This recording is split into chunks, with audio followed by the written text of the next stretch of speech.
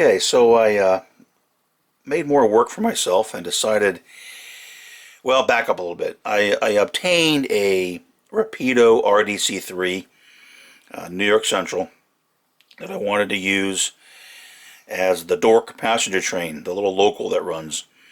I've always liked them, and actually the New York Central had these early-ish, 1950, early 1950s, sometime in there. In fact, they may have been the first one to actually use these in service. Anyway, so I thought, okay, it's kind of cool. There aren't a lot of passengers. It's an RDC-3, got some baggage, some RPO, which is still there and whatnot. So, okay, fine. So, picked it up. And I'm looking at it, and I got it running. Runs nice. Once I did some tweaking to it. And then I looked at the underframe, which I have a part here, and I'll explain how I did this. And it was blue. I mean, it was really a... Here, maybe I can show you here. Because here's the coupler pocket. I don't know how well it's going to show up, but it's blue. I'm like, really? A blue underframe? I'm no expert on New York Central underframe colors of their RDCs. Now, there was some the parts that are silver you can see are still silver, and obviously I've painted this. So I said, you know what? That blue doesn't look right. Did some research. Not a lot out there on the underframe colors of New York Central RDC-3s. But through a couple of books and some research, I determined it's probably not blue. So I said, all right, I'm going to paint it. Well, okay, how are you going to do that? Obviously, if it's all assembled, maybe I could have masked and protected the shell, but I didn't know how to adequately protect the gearing and whatnot under the trucks. What I wanted to do was get the side frames off of the trucks and actually get the truck assemblies out of there so I could paint just the side frames and then the underframe itself. So, okay, so long story short, I said, all right, fine, I'm going to tear the whole thing down. So I got the body shell off, which is fun, but it comes off okay. There's actually like 4 kind of tabs you got to loosen. I don't know if I'll be able to, if you can see right, let me set this here. Do I have anything I can point with that's going to be visible? Right there. It's like a little doodaddy thing. There's like some protrusions, and there's 2 here, and then there's 2 here, equidistant on both sides, and I think they kind of latch into the areas on this frame here. Oh, point the camera there, you moron. If you see that little lad sitting there right behind that? There's a little indentation. That's where those go. There. And right there where my thumb is, if there's enough light. Alright, anyway, so you gently spread those apart, rock the body off, and it stuck a little bit, but it did come up. I didn't break anything. So I got the shell off. That was accomplishment number 1. And interestingly, on the inside, there was a grab iron stuck. I don't know where it came from. It's not off the shell itself. I guess it got lost in China somehow. Alright, so that's off, and then I'm going to do some weathering on this.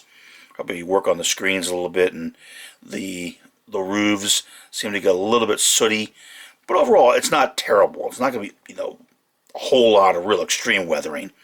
All right, so that's later. So that's the shell, and then on the inside you have now this assembly. Point the camera where they can see, Rob. This assembly sits on top of that. Okay. And you'll see what I did here.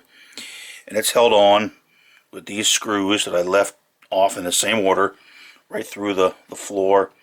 I guess they kind of hold it into here, although there aren't really many actual threaded holes or anything like that. So maybe it just kind of sits on there more than anything. But, oh, I'm sorry. No, they're there. Right here. Right here, dork.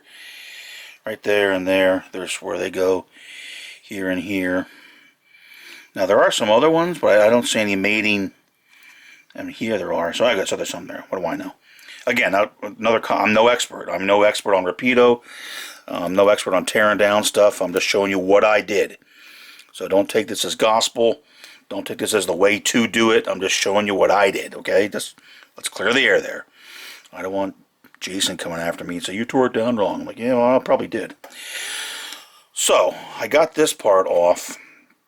Well, first what I did to get this off, because what I really wanted to do, all I really wanted to do was weather the underframe of the trucks and had a few people inside. Okay. Well, in order to get to that, what I decided to do was actually take the whole DCC control speaker and light board off. The reason being, again, I didn't really know how hard it would be to work on it with it on there. So while it was still here, what I did is I came in, there's these truck leads at this end, 2 truck leads at this end, 2 motor leads, and 2 motor leads. Okay. So what I did was I came in and actually unsoldered them. Motor leads here, unsoldered them from the pads. Motor leads at this end, unsoldered them from the pads.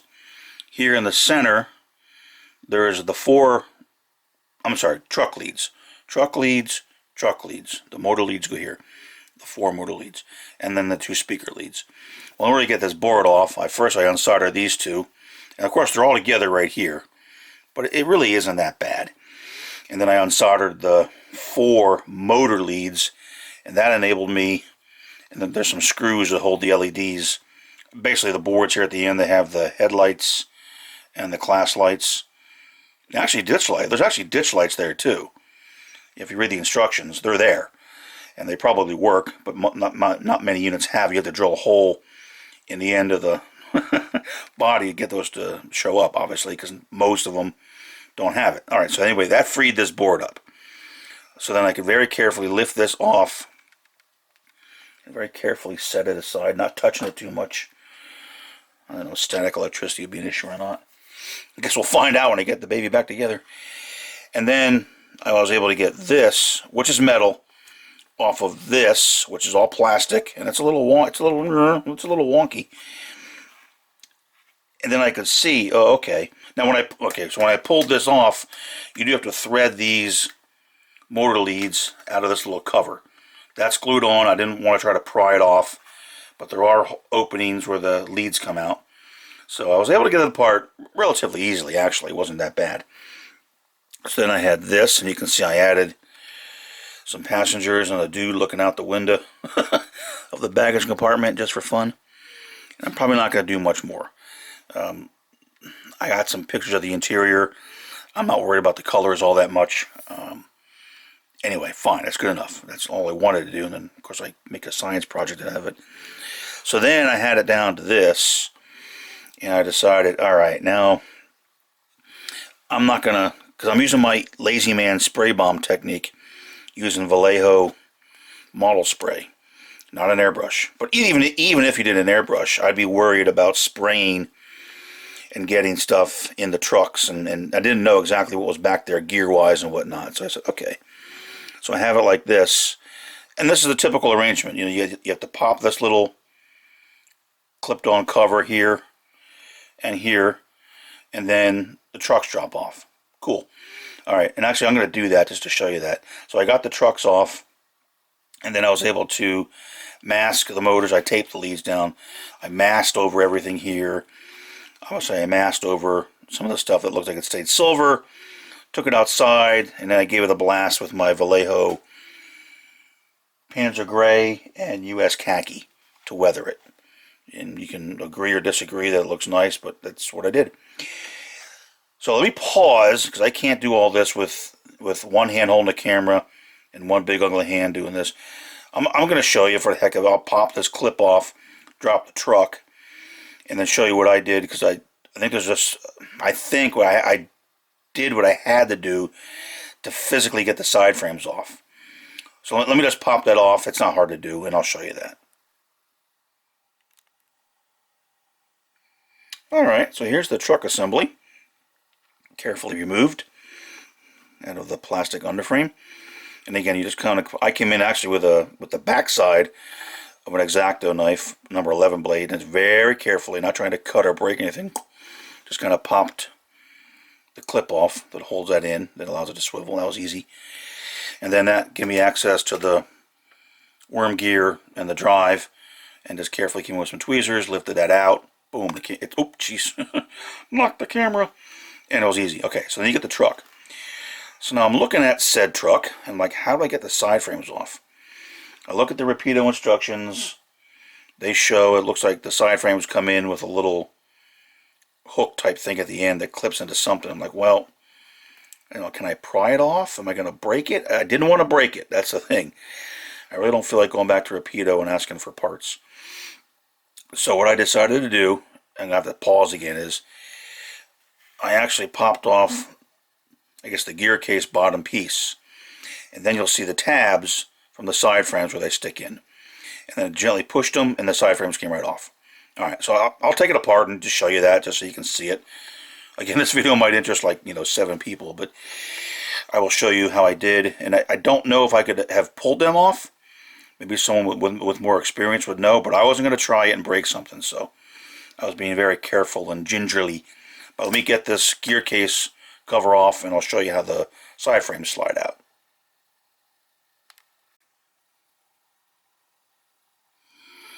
Alright, so here's the bottom gear case cover off. And in looking at it, I think I probably did have to do that. You can see it's got 4 little protrusions that go down. Let me see if I can get some light on this so you can see what I'm talking about. That go down into here.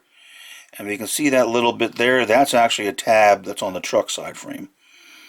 So I think in order to get the side frames off, you had to do this.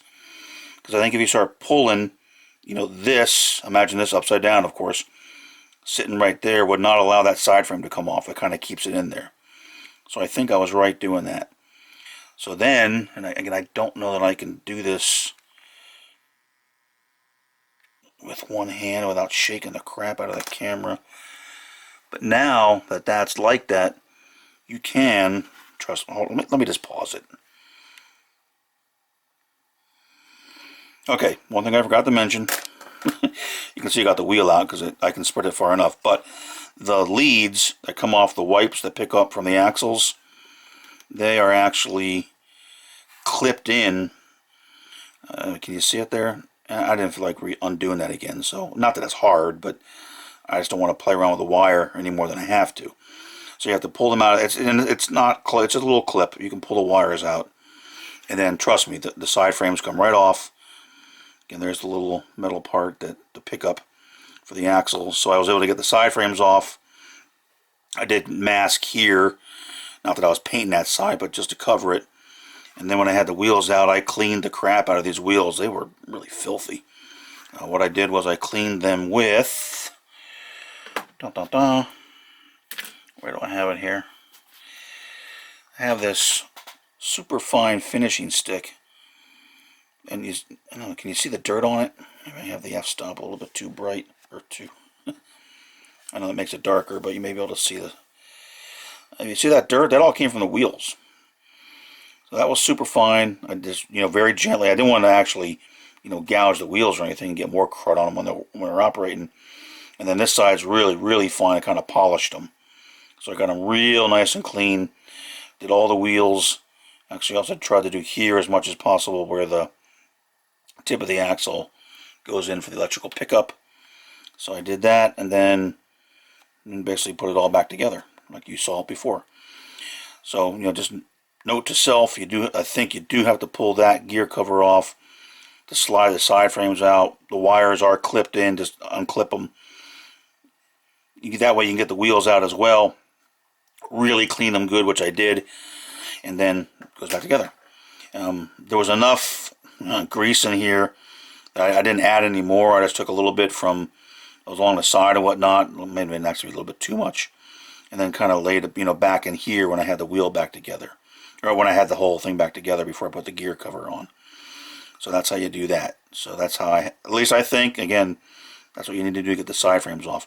I also did when I was going back together, and then a little bit more when I had it together, right in there where the axle fits in, I put in a little bit of Neverstall. That's probably, I don't know if that's really going to help or not, but I have it, so what the heck. You buy stuff, you might as well use it.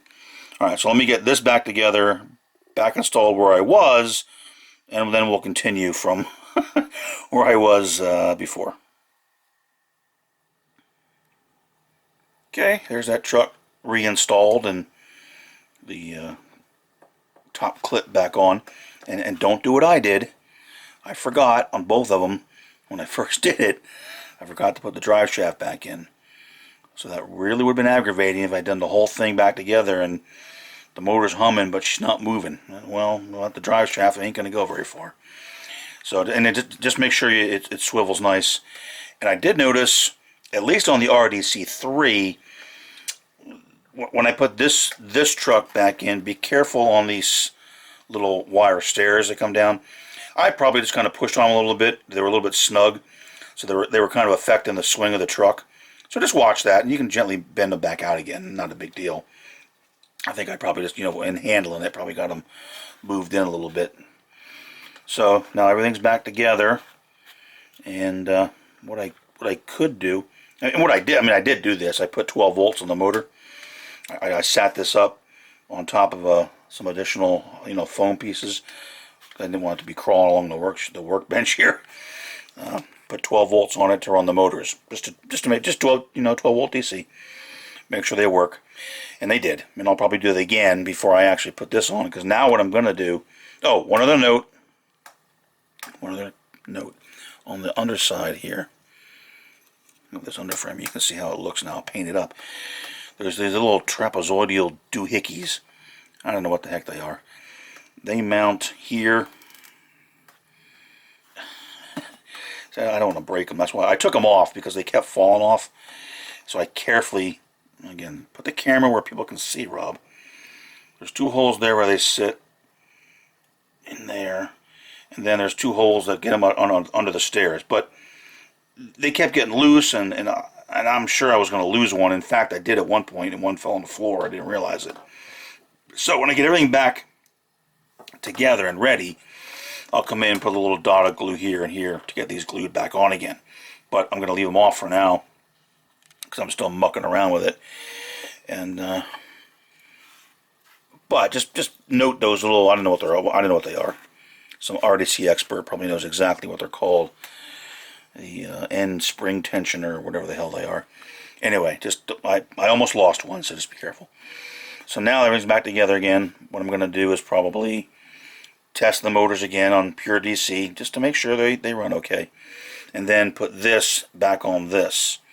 Screw it all together. Now when I do that, of course, I have to feed the leads up. The 2 truck leads here, the 2 truck leads here, and then the 4 motor leads. And then I got to make sure I get it carefully, because they do run in certain areas here. The truck leads come up through these 2 holes here, and then they run over and up. And there's little clips here at the end. Hold the camera where people can see it, Rob. Sorry, folks. Good thing you're not paying for this video, eh? So they run along there and clip in. Same thing, they come up here, they run along here and clip in, which I hope I can get them back in there. And then up through the holes in the circuit board. The motor leads come up out of the sides here and here, run straight over, kind of through a channel this way, and then up here where it's channeled again on this bulkhead, and then up to the board. So that shouldn't be hard to do. I just got to remember to do it. Now I did take photographs before I did this, so I know where the wires all go. At least I hope I do. So I get everything hooked back up properly. He says, not knowing. Alright, so now, again, so that got it down. Let me to get the wheels all cleaned. Everything painted that I wanted to do. I'm still going to weather these silver things a little bit. And I didn't pull these off. You know, they're kind of a, the weathered color. I'm going to paint them silver again. But I didn't want to try to pull them off and then break them. Try to reinstall them. So I said, fine, I'll just let them paint. This Panzer gray type color. I'll come back in afterwards. It'll be a lot easier just to repaint them silver, and then just not have to worry about breaking something. And again, I'm not going back to Rapido for parts. If they see this video, they'll probably freak out. Not that they ever watch my videos. But now we're ready to do the reassembly. So let's get the floor, which is, by the way, this is metal. So this is nice and heavy. Again, this is plastic, not real heavy at all, and kind of warpy schmorpy. But hopefully we'll get it all back together again and get the leads run and get ready to solder everything back up. Alright, just to show this, just for fun, I have 12 volts hooked up. And I'm going to go ahead and turn it on, make sure the motor's running and everything. Woohoo! Everything nice and free. Again, at 12 volts, it really comes along. Make sure there's no excessive binding and things seem to work okay. I did both ends that way. You could do, 9-volt battery. You could do 6 volts, whatever you want to do. If we have adjustable supply, you could certainly do it from 0 up to, I don't know, what's the max you can put, 15 volts? I don't know. But to me, 12 volts is fine. And just making sure things run and nothing's binding or anything like that. So now, let's get the metal, what'd you call it? Metal floor assembly, I guess? Let's get that reinstalled. Alrighty, got the metal floor assembly back on and all the wires routed. So now is the time to do any final interior detailing you may want to do if you're worried about it. Of course, when it was apart, you actually could have flipped this over and maybe forced all this off if you wanted to repaint it, or you could repaint it now. I'm not worried about it. I really don't know if green's the right color, but you can see I got the truck leads routed through there, back in the clips. That all worked fine. And then the motor leads, again, they come out through little slots in the bottom of those little top covers, and then they're kind of run along here in a channel up here.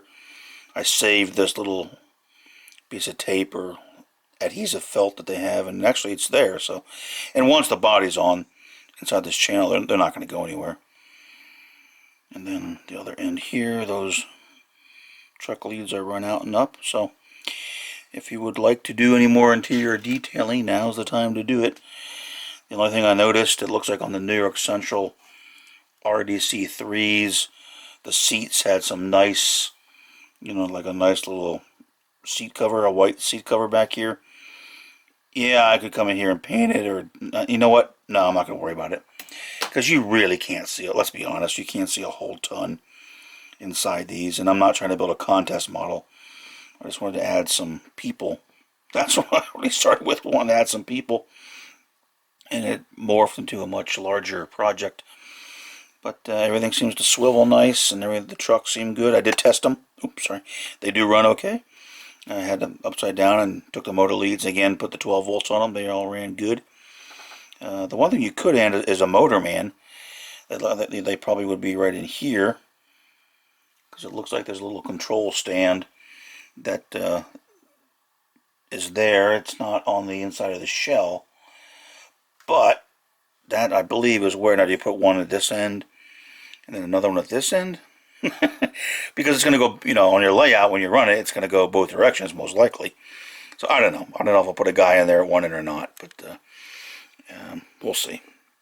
So now that the wires are all run and back up, I'm just going to make sure my leads are okay and I have enough, to resolder, and then get the circuit board set back in place and ready for the resoldering. Alright, got the circuit board assembly reinstalled and all the leads run up and routed through it. And then the end, I guess I'll call them these little end light boards that extend, that give you the headlight, the class lights, and the ditch lights reinstalled. They probably would have, you may have noticed I had them off. You probably could have kept them on, but I took them off just so I could bring them up, because I knew I was going to be pulling wires through, and I wanted to take this board completely away. But you may not have had to do that. Again, I'm no expert. I'm just showing you what I did. So now what I'm going to do, before I solder anything, I think I know where everything goes. Well, I'm going to go up and get some of the photographs I took, print them off, and just verify I get the leads where they go. I'm pretty sure there's what's it actually say down here? Let's see if I can even read it. Yeah, TR and TL. Probably, track right and track left, which is the red and black off of the truck leads. And then there's motors, motor plus, motor minus, and then LS, which I think is loudspeaker, plus and minus, but I don't think the polarity matters. However, I have photographs of it all, so just to cover myself, I'm going to go up, take them off my phone, print a couple of them off, make sure I know exactly what goes where before I get the soldering iron out and resolder stuff. Because resoldering won't take long at all. That'll be pretty simple. So there it is. Okay. So, again, last chance to do any interior detailing, folks. And then we'll get it soldered up and give it a test here on the bench. Alrighty, got everything resoldered here. The 4 truck leads, the red and the black, and then the 4 motor leads, and the 2 leads for the loudspeaker. I don't really have the right soldering tip for this, but I made it work. I'm not used to doing such fine soldering, so I definitely would have to work on my technique and some tools, but I got it done. It certainly doesn't look any worse than the factory soldering, to be honest with you. And the only thing I noticed, and I was kind of wondering to myself until I thought about it, because it's freaking obvious. Here's the picture I took. That kind of shows them, the blow up of the wires going in there. And I noticed the one motor, the red lead goes to negative. It says M negative, and the other one goes to M plus. And I was like, wait a minute, does that make sense? Is that right? Did they make a mistake? No, they're absolutely right. Because the 2 motors on here are opposite. They're facing one another, right? This motor is going this way. The other motor is going this way. So if they were wired the same to M plus on the board, they would fight each other. Because obviously you want this motor to go one way and this to go the opposite, so the whole unit goes like this. Or like this. So anyway, okay, now what I'm going to do, I'm going to pop it up here on the layout. I have a little bit of, ooh, that's dark, but I have obviously staging. I can set it right in front of me here, get it fired up, grab a throttle, and see if everything works. Hey, what do you know? It looks like I got it right. Here it is on the track. Now, obviously, it's no shell on it, but I do have it hooked up, and the sound seemed to work, and the yay! Yeah, that's encouraging. And then the big test, like I said, make sure the motors aren't fighting each other. If I notched le throttle, hey, it runs. Okay, and that's like I said, that's the headlight on that end. And one thing that's pretty cool, it does have the red class lights here at the rear. Of course, if you reversalate, they will change. And we can move it on over, Rover. Okay, so that appears okay. Moving nice and smooth, and hopefully cleaning the wheels helped a little bit. So now, what we need to do, since I successfully, I amaze myself sometimes, got that done, is figure out how I want to weather the body. Now, of course, I still need to paint silver on those front steps, or right there. I'm going to call them steps. I guess they're kind of steps. So, get that done. Oh, the throttle. Let's get a little closer to the edge, because the wireless doesn't reach all that great way over here in the... Okay, so that is that. Turn the sound down. Now the one neat thing about this, Rapido gives you this freaking fancy looking wand type thing. I was like, what in the world is that? And I didn't see it in the instructions right away until I read that there's a switch, because it might be hard to tell, but the interior lights are on. Well, there's a switch, and actually the switch is right there. And apparently this wand is some type of magnetic read type switch, because if you go over it, boom.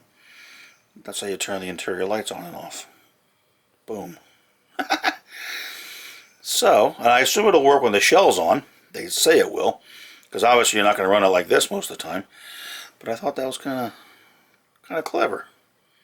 Now, of course, that means that you will never lose this, which I don't trust myself to be able to find in the next 10 minutes. But we shall see. All right, so now it's on to get the body weathered a little bit and get her all back together and ready to run on the layout.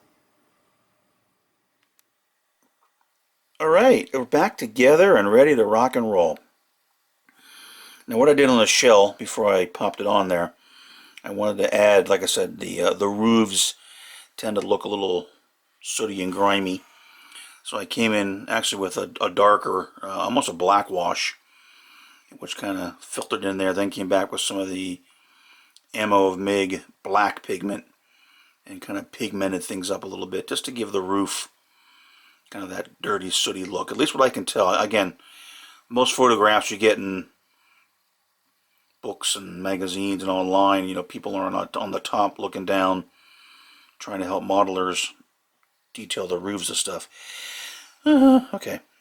And then on the sides and the front and rear, what I did, and it's really subtle. I put a wash over the entire thing of the Vallejo model wash, the light gray color. It was just to kind of tone it down a bit. I know the light here is not very good. You probably really can't tell anything.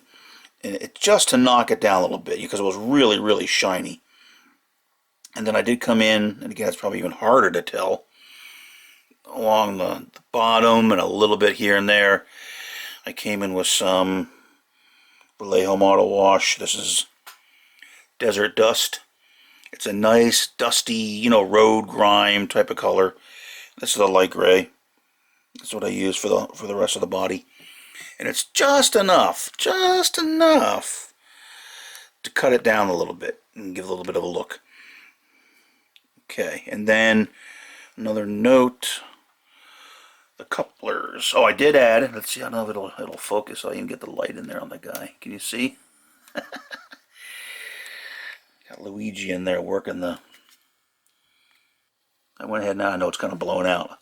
I added him in there to be the man in charge. All right, and then on the coupler, that coupler's not right. Of course, the couplers that come with it are not right either, but according to my research, the couplers on these were the AAR Type H tight lock. That's not what that is. That is some type of Katie shelf coupler, at least to look a little bit different. What I'm hoping to get someday, if anyone has them or I can find them anywhere, I don't think it's Sargent, S-E-R-G-E-N-T couplers. I'm not exactly sure how to pronounce it. They do make a Type H tight lock. Unfortunately, the guy doing it, Frank Sargent, is gearing down, of course, just my luck. Not in business anymore. Things are out of stock. He's not going to restock, I don't think. So, figures, you know, I finally find something that that would work and be prototypical, and I can't get it. But someday I will, and I'll replace them at some point. Oh yeah, there's Brutus. Man, he's awful tall. Looks like a giant in there. In the baggage compartment, peeking out the window. So at some point I will get those couplers, the AAR Type H tight locks, because they are what were on these. But for now, you know, I said I put these on just to make it look a little bit different. Again, they're not right. They're the more modern shelf couplers, but whatever. Alright, so since the light here is terrible, and what I'll do is I'll go over, put on the layout, give it a spin, and see if we can get a better look at it.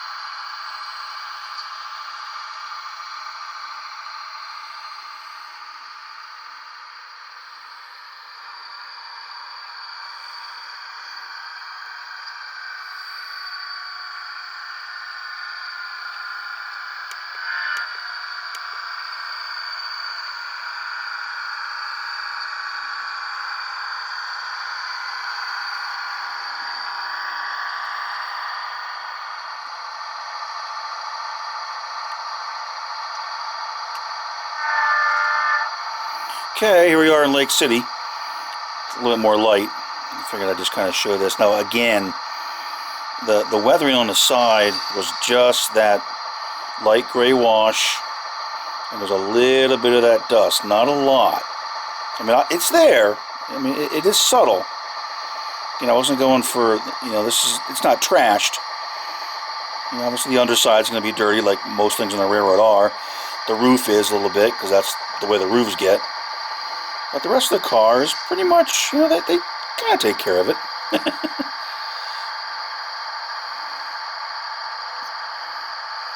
So that's that.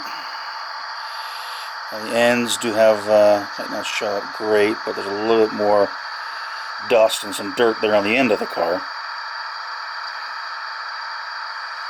And like I said, the roof definitely is, I'm not going to lie to you, a little bit more soot on the roof.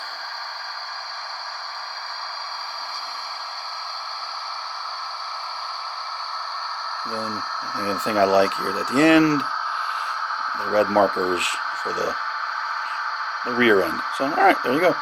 Now, I did, again, full disclosure, when I got it out and I was running around, I had an issue. Of course I did. Turns out the clip holding the, you know, on top of the truck that holds the gear in and holds the truck in, one side got loose. So it wasn't driving a set of wheels. So I was like, oh boy. Took it back in, popped the body off. You're going to have to take the metal floor out again. I didn't cut wires or desolder or anything. I was able to, you know, slack just to kind of lay it out of the way, get back in, realign things, make sure the drive is in, and re-click it. So I mean, hopefully I didn't spread them too far when I was messing around with it, but I've been trying it and it's been running okay, so I think we're good. Alright, so that's that. That's the ripping apart a Rapido. And then doing some subtle weathering, painting the underside, underframe a little bit, adding some peeps. There you go. Again, for all the 7 or 8 people that may be interested in this, hopefully you enjoyed it. And again, this was a kind of a surprise video. I wasn't planning to do this, but I got into it and said, I'll film it. I'm not sure how many videos there are on YouTube of people actually stripping down a Rapido RDC to get the trucks off. I didn't find any. They could be out there. I don't know. Alright, so that's what we did to get the Rapido painted, weathered, and interior details added, or interior peoples added. Alright folks, thanks for watching. I'm going to get this thing back in, get this thing in revenue service here on the layout now.